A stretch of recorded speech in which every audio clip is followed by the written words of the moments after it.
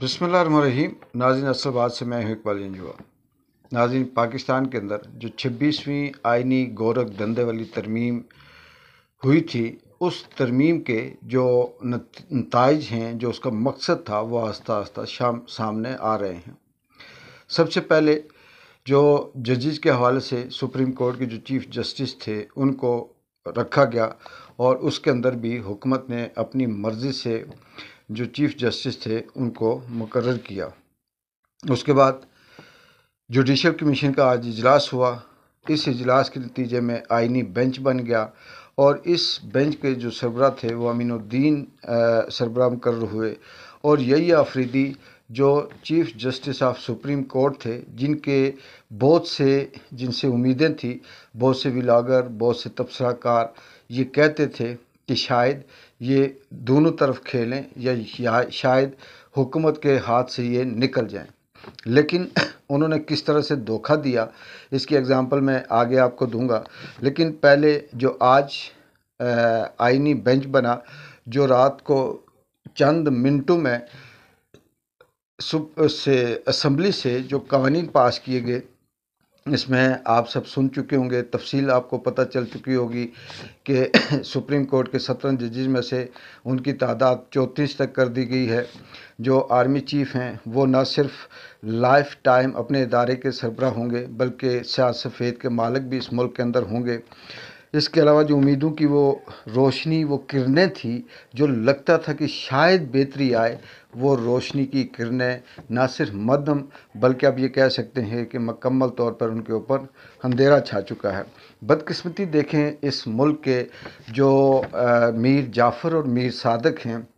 वो मीर जाफ़र, मीर सादक मीडिया के अंदर भी हैं, जजेस के अंदर भी हैं, सियासतदानों के अंदर भी हैं, ब्यूरोक्रेट्स के अंदर भी हैं, हुकूमत के अंदर भी हैं। इससे बड़ी क्या बदकिस्मती होगी कि इस मुल्क में जो आइन साजी, कानून साजी या जो बेहतरी होती है, वो उसकी बेरोज़गारी को ख़त्म करने पे नहीं है, वो सेहत पे नहीं है, वो तालीम पे नहीं है, वो रोज़गार के ज़राए मुहैया करने पे नहीं है, वो सरमायाकारी इस मुल्क के अंदर लाने पे नहीं है, वो इंसानी हुकूक पे नहीं है, वो कानून की हुक्मरानी पे नहीं है, वो रोज़गार या फिर आम आदमी को इंसाफ दिलाने पे नहीं है, वो करप्शन की रोकथाम पे नहीं है। इस तरह की बेशुमार ऐसी इस मुल्क के अंदर इंसानी हुकूक के हवाले से ज़रूरियात हैं। इस पे किसी किस्म की कोई तरमीम या कानून साजी की ज़रूरत नहीं है। लेकिन इस मुल्क का जो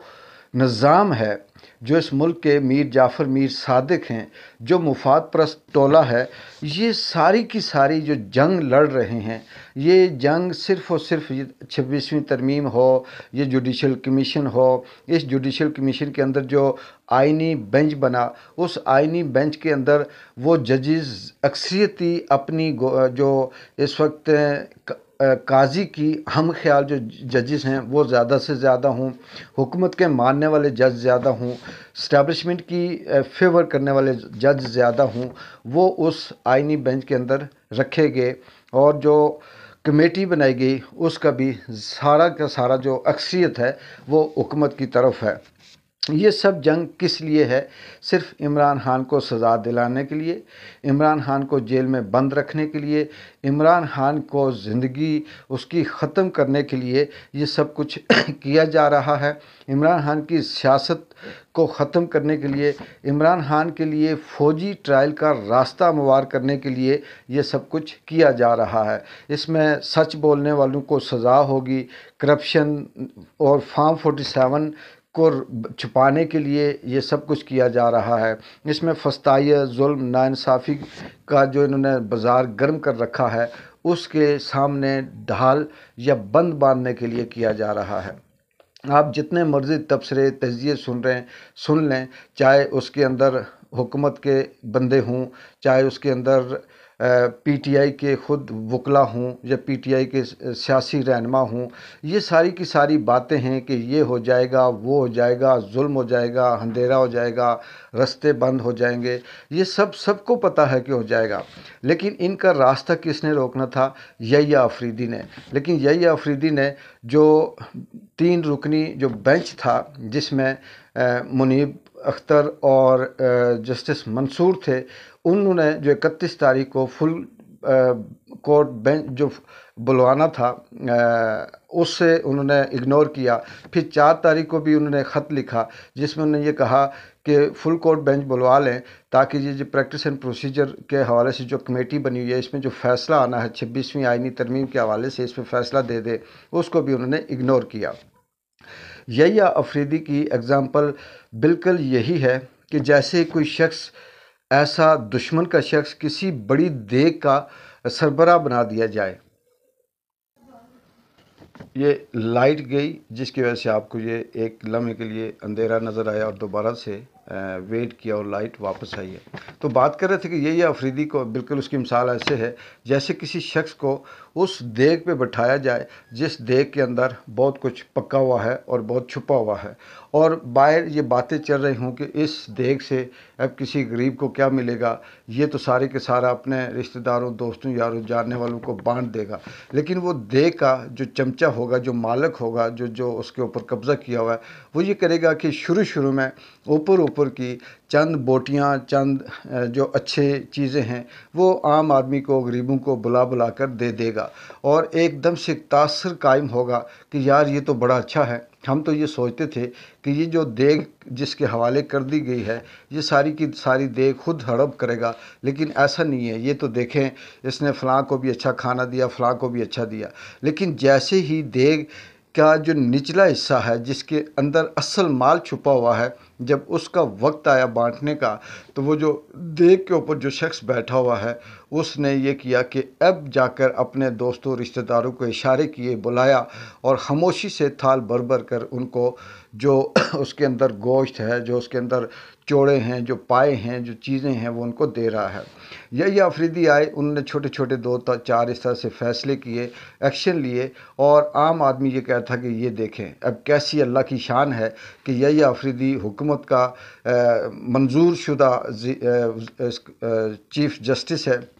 لیکن اب یہ دیکھیں کہ اس کے جتنے بھی فیصلے ہیں وہ خود حکومت کے خلاف آ رہے ہیں۔ لیکن جیسے ہی اصل فیصلے کی بات آئی، جیسے واقعی جس نے تبدیلی لانی تھی اس ملک کے اندر، اس قانون کے اندر، اس آئین کے اندر، انصاف کا بول بالا کرنا تھا، جب وہ وقت آیا تو یحییٰ افریدی نے آنکھیں بند کر دیں یا آنکھیں منہ اس طرف کر دیا جس طرح سے کوئی ٹریفک والا اپنے جاننے والے کو دیکھ کر منہ ادھر کر دیتا ہے تاکہ اس کا چلان نہ کرنا پڑے اور یہ یہاں سے گزر جائے۔ اور اس کے بعد پھر جو کچھ رات کو ہوا وہ سب آپ کے سامنے، اس کے بعد جو صورتحال ہے وہ سب آپ کے سامنے۔ اس کے بعد یہ کہا جا سکتا ہے کہ یہ امید رکھنا کہ پاکستان تحریک انصاف کو چھوڑ دے، پاکستان تحریک انصاف نہیں ہے، کچھ بھی نہیں ہے، وہ چاہے ہے، مر جائے، زندہ ہے، ختم ہو جائے، 1 سیٹ پہ آ جائے، 10 سیٹوں پہ آ جائے، سارے کمپرومائز ہیں، وہ کچھ بھی نہیں ہے۔ اس کے اندر بڑے بڑے وکلا شکلا جتنے بھی نام لے رہے ہیں یہ سب ایک نورا کشتی ہے، یہ ایک ڈرامہ ہے، ایک سکرپٹ ہے جس کو سارے پرفارم کر رہے ہیں۔ لیکن اب اس سب کا نتیجہ عمران خان کو زیادہ سے زیادہ ٹارچر کرنا ہے، عمران خان کا راستہ روکنا ہے، عمران خان کے آگے ایسی ڈھال باندھنی ہے، کیونکہ امریکہ کا جو الیکشن آج 5 ہے، کل تک یا پرسوں تک ان کا فائنل رزلٹ آ جائے گا، لیکن اس وقت تک جتنے تبصرے اور تجزیے ہیں وہ سارے کے سارے یہ ہیں کہ ریپبلکن جو ان کا سربراہ ہے ڈونلڈ ٹرمپ کی پوزیشن مضبوط ہے، نیک ٹو نیک مقابلہ ہے، اس میں کوئی شک نہیں ہے کہ چند پوائنٹ یا چند قدموں کا فاصلہ ہے اس ریس کے اندر۔ کملا ہارس کچھ قدم پیچھے ہے اور ٹرمپ آگے ہے، لیکن کہا یہ جا رہا ہے کہ اگر وہاں پر کوئی اس طرح سے ٹیکنیکل کوئی دھاندلی نہ کی گئی تو ٹرمپ جیت جائے گا۔ تو یہ سب کچھ جو اس وقت پاکستان کے اندر گورکھ دھندے کے ساتھ ساتھ جو کھیلا جا رہا ہے، اس کے پیچھے مقصد یہی ہے کہ ٹرمپ کے لیے اس سے آنے سے پہلے عمران خان کے وہ تمام دروازے، راستے، کھڑکیاں، روشن دان بند کر دیں، جہاں سے یہ آواز اٹھے کہ زیادتی ہو رہی ہے تو ہم کہیں یہ دیکھیں یہ قانونی ہے، پھر آواز آئے کہ یہاں پر ظلم ہو رہا ہے، ہم کہیں یہ دیکھیں یہ قانونی ہے، اور اس قانونی، آئینی، اصولی طریقہ کار کو سامنے کرنے کے لیے یہ سب کچھ کیا جا رہا ہے۔ لیکن میں ابھی بھی بار بار مجھے ایک شک لگتا ہے کہ آخر وہ خدا، وہ قدرت، وہ اللہ وہ موجود ہے جس نے اس کائنات کو سنبھالے رکھا ہے، اور جو اس کائنات کے ذرے ذرے پہ قابض ہے، اور جو ہوا کو بھی حکم دیتا ہے، اور ہوا کسی پتے کو چاہے تو ہلائے اور چاہے تو نہ ہلا سکے، جو بارش کے ایک ایک قطرے کو حکم دیتا ہے اور وہ زمین پہ برستا ہے۔ مجھے یقین ہے کہ ان ظالم فسطائیت کرنے والوں کے بھی کچھ نہ کچھ انجام ہوگا، اور کہیں نہ کہیں شاید کہ سب کچھ جو ریا سہا ہے، جو ہم نہیں جانتے، وہ اوپر والا بہتر جانتا ہے، وہ بھی سامنے آ جائے، اس کے بعد پھر دھماکہ ہو اور پتہ چلے کہ یہ اصل کہانی تھی، اور یہ جو 10 سال 20 سال 15 سال 6 سال اپنی کرسیوں کی مضبوطی چاہتے ہیں، ان کے لیے تو اب سانس لینا بھی مشکل ہے۔ اقبال جنجوعہ کو اجازت دیں، کل تک پرسوں تک کیا اپڈیٹ ہوتی ہے وقت کے ساتھ ساتھ آپ کے ساتھ شیئر کرتے رہیں گے۔ اللہ حافظ۔